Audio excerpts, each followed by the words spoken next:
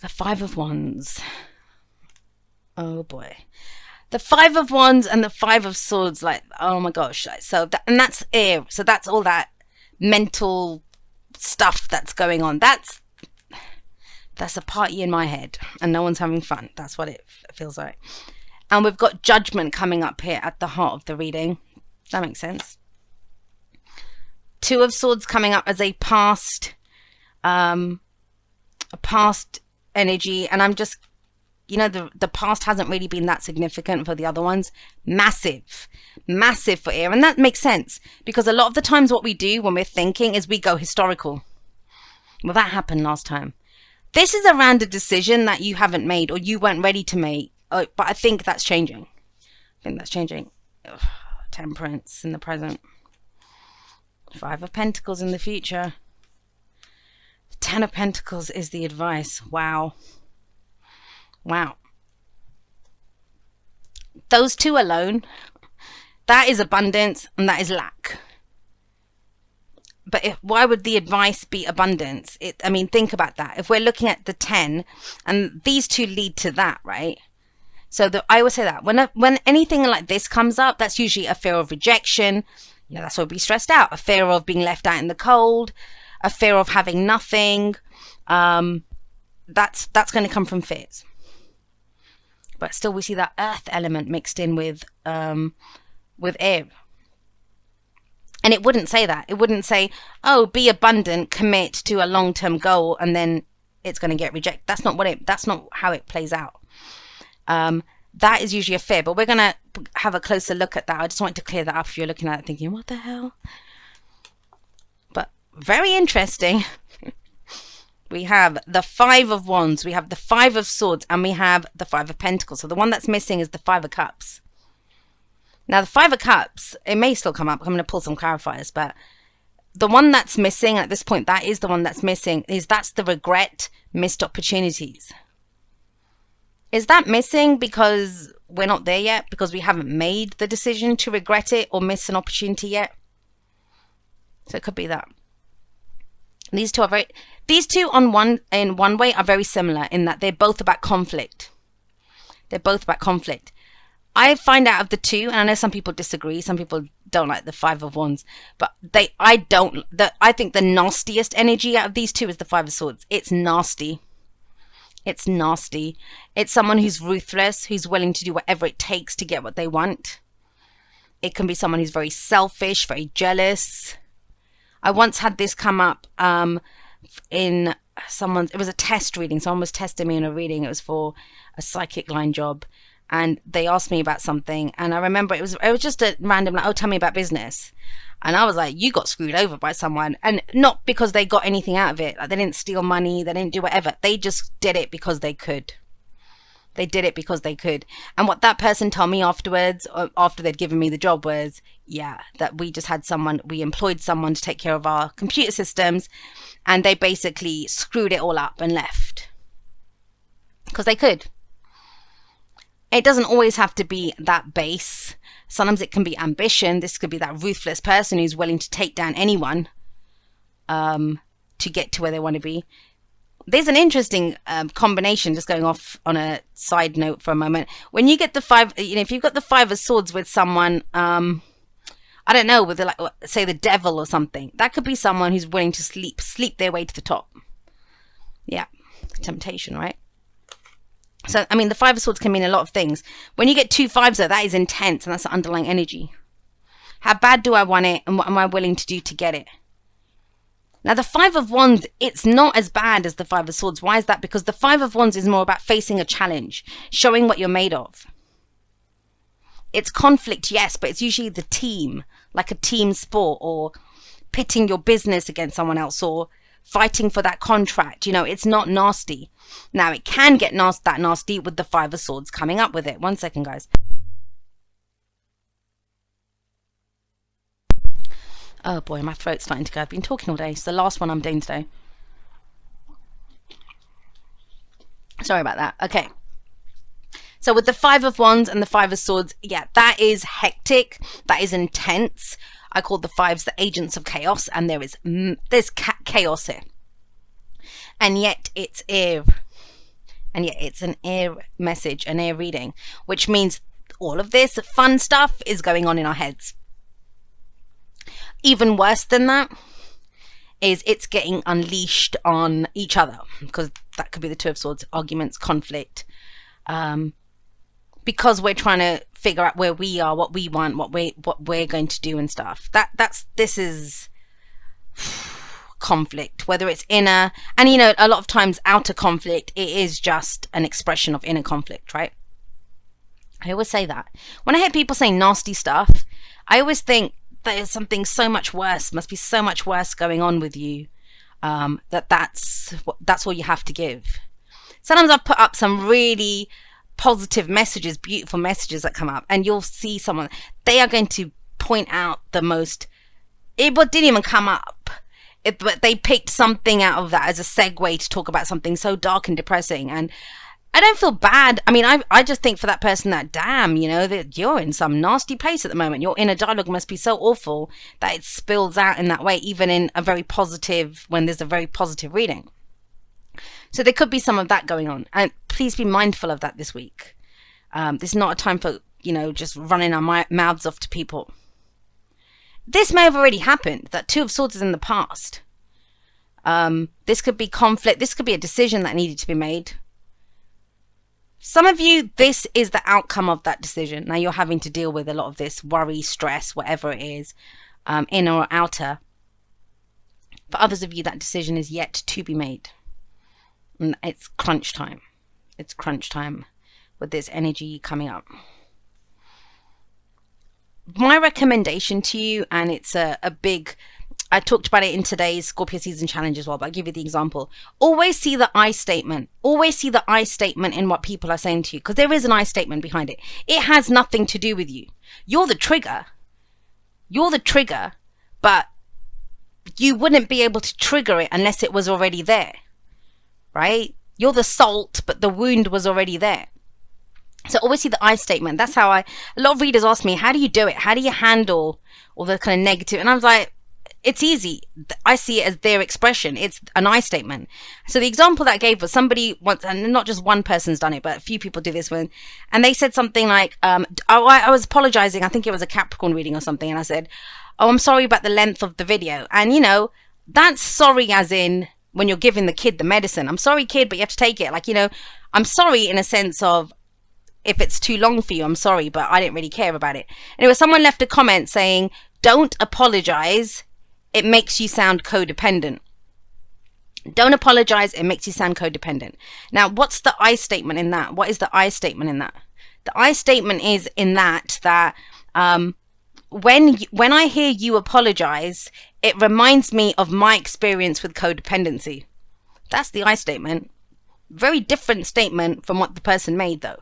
But that's technically what they're saying, because they are perceiving my apology as codependency, but it must be based on their experience of it. So the reason I share that is you may need some of that kind of understanding, even if it's for your own sanity, even if it's to understand something that happened in the past, even if this is around some kind of conflict or stress.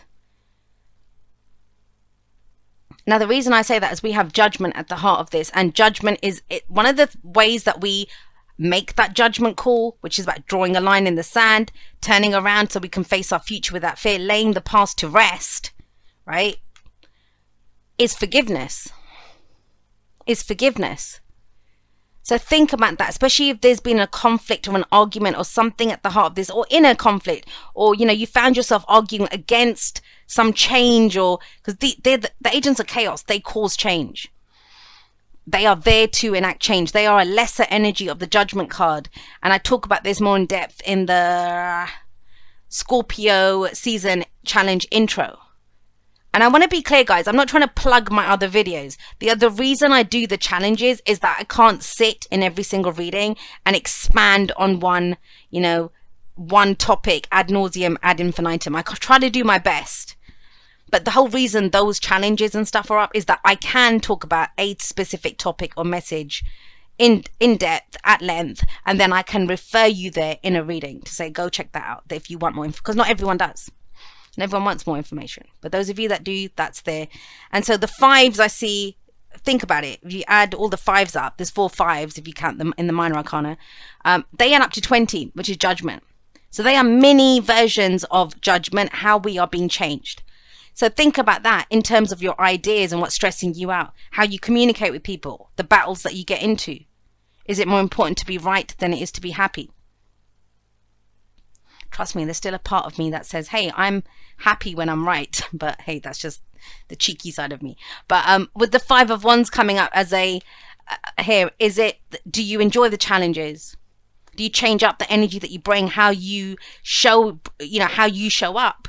Do you get back on the horse? Are you putting yourself back out there? So judgment coming up here is a transformation. It's a change.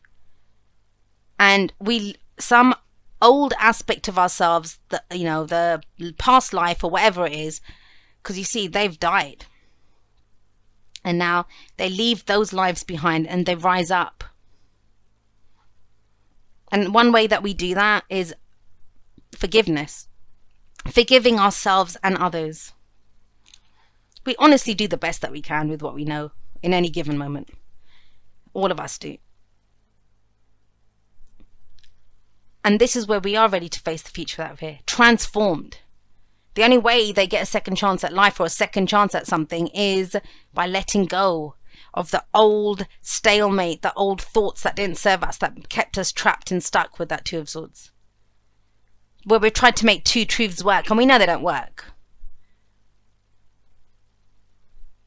Where we've gotten into battles before, like, the 5 of Swords is very similar to it's a kind of ego battle. I see it like the Tower. It's a blow to the ego more than anything. So we have Temperance coming up. So with Judgment coming up here, yes. And we're getting a lot of 2s coming up too. See, decisions. I kind of feel like it's crunch time and it's time to make decisions that we haven't made before. That is how we get this second chance or this rebirth or this transformation. I mean, this is very Scorpionic. This is Pluto's energies, energy of transformation. And with the 2 of Swords, it was deciding what our truth is. And with the 2 of Pentacles, it's all the things that we juggle.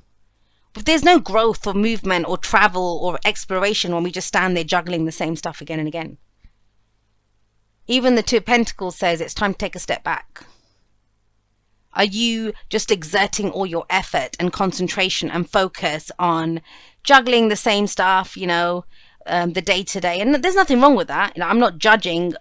I live a very simple life. A very simple life, trust me.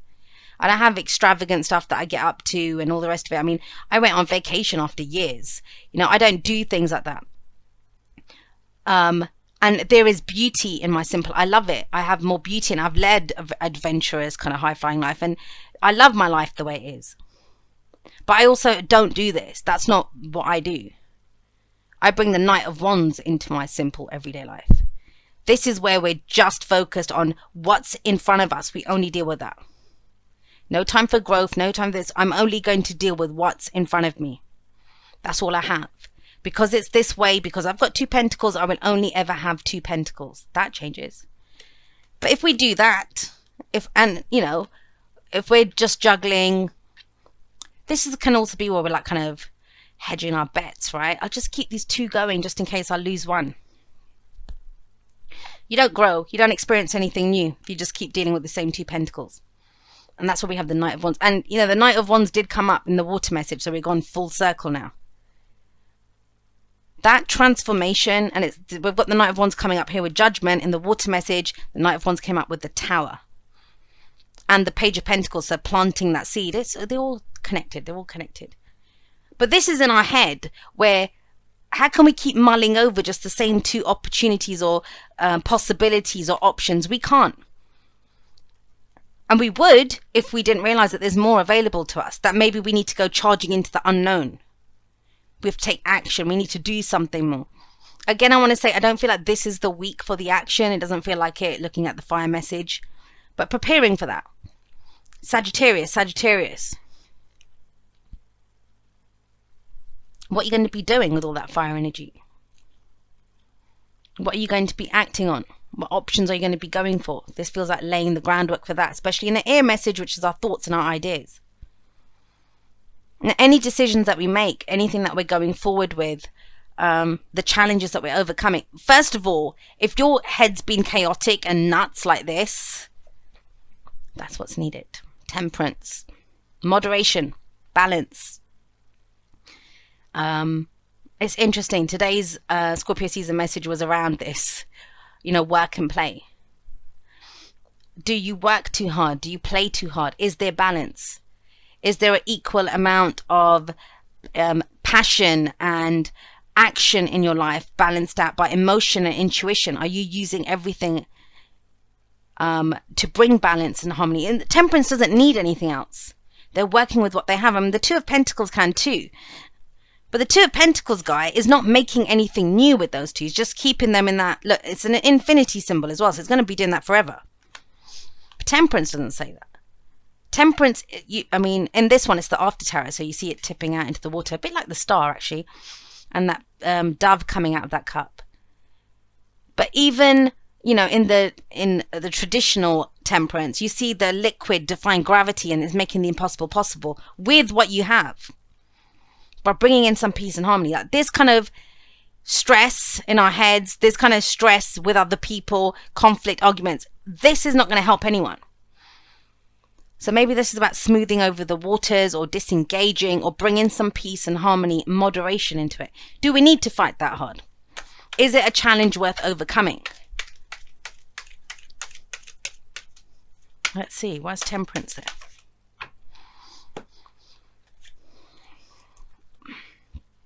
That's balance as well. So we've got the Temperance card that talks about balance.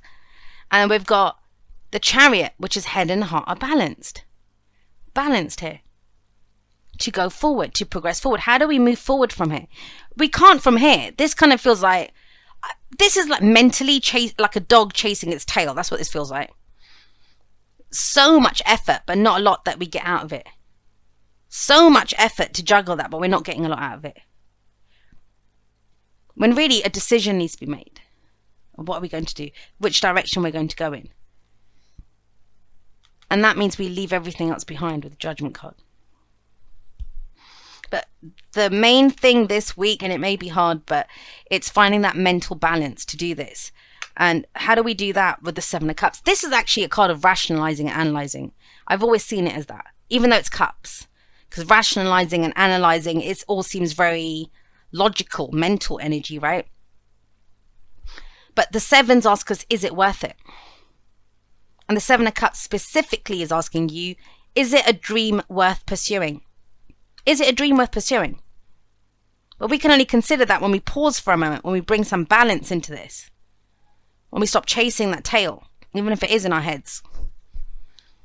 Because to move forward, we must balance it. And so if you think it's an air message, and it's even saying there, it's time to bring in, all of this arguing and fighting or going for stuff or getting ourselves worked up to do something. Is it even worth it? First of all, that. And we might decide, no, it isn't. I want to go in a different direction with that Knight of Wands and the Chariot. But the other thing with the Seven of Cups is there might be other options available to us. Or this is recommitting then to the dream. But we do it from our heart space. That's what the Seven of Cups is. Yes, it's looking at our options. Yes, it's considering, is it a dream worth pursuing or not? But how do we figure that out? By our heart energy, by how we feel about it. That's why I said, if you only watch one of these, watch water. Excuse me. And that's how we move forward with that Chariot. We get some balance, we get some traction going, and we recommit. Because the head alone, it's out of control. But it's almost like, think about a team. Like if you think of a team, they're all just fighting each other because they're bored. Like a teacher, a teacher that's left a classroom full of kids and with nothing to do. So someone's pulling someone's pigtails, someone's beating someone up, someone's doing whatever, the rest of it. So this is almost like a timeout. Everyone just stay quiet for a moment with Temperance. And everyone realizes what they've done. But then you give them an option. I mean, obviously as a teacher, you'd pick the Seven of Cups. But, then you'd say, turn to page whatever, or everyone do this. And that's what it feels like. That inner chaos, we calm it down. By giving it something to focus on. And also, you know, this can go too far the other way. Are we kind of going crazy because it's too good to be true? It's an illusion, it's fantasy. But that's why it's so important to figure out if our heart's in this. If it really, to our heart, feels like a dream worth pursuing. Because what's causing all of this is what we're trying to avoid, which is the Five of Pentacles. I don't want loss. I don't want rejection. I don't want to be left out in the cold. I don't want to be left without any help. And that's a projection. Because when it's a dream worth pursuing, we won't care. We'll risk everything for it. We'll risk it. But if we go into it thinking, I'm going to get rejected anyway, what's the point? Then chances are, yeah, you probably will. Because that's the vibration. That's what you're putting into. You're not going to perform the best. You'll be stressed out. Why is the Five of Pentacles there?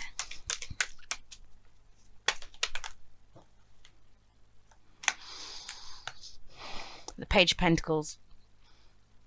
It's, look at that as a focus, not on the outcome, not on that I don't have anything to give, I don't want to ask for help, I don't want to do any of that. What we're asked to focus on as we go forward is then the seed that we plant. When we decided if it's a dream worth pursuing, then we plant the seed. Then we take that pentacle and say, yeah, this is the one. This is, you know, the potential for great happiness comes from this. But you can't kind of like gyp yourself out of it before you've even done it. You know, no wonder that's why you're just going round and round chasing your tail around this. Because that's always going to be a risk. That there might be rejection or that. And that's why the advice is the Ten of Pentacles. The Ten of Pentacles says, hey, that's not the point. That's not the point. If you look at that as the acorn, and this is, well, what if it doesn't grow into anything? What if, you know, I give it all the whatever, space in the garden, do whatever, give it my time and effort, and I don't get anything from it? What if the plant dies and it doesn't live? And the Ten of Pentacles reminds you, it says, hey, that's not why you commit to this. You commit to this because you are willing to put in the time and effort to grow that oak tree. Not whether the oak tree will grow or not. The potential is there for the oak tree to grow. The potential is there. That's what gets you in. How committed are you to growing the oak tree? Not to the oak tree, not to the guarantee of an oak tree, but how committed are you to growing it? And with the Five of Pentacles, that can be a struggle. That can be a struggle. That how hard it will be. Because all of this is struggle, right? That's the internal struggle is coming from the perception of that there will be outer struggle. Think about that for a moment. Swords, thoughts, beliefs, ideas. Wands are inspiration, our creative urges, the passion, the energy that we put out into the world. So that's chaos. But you'll do it, but it's like, well, what if that happens?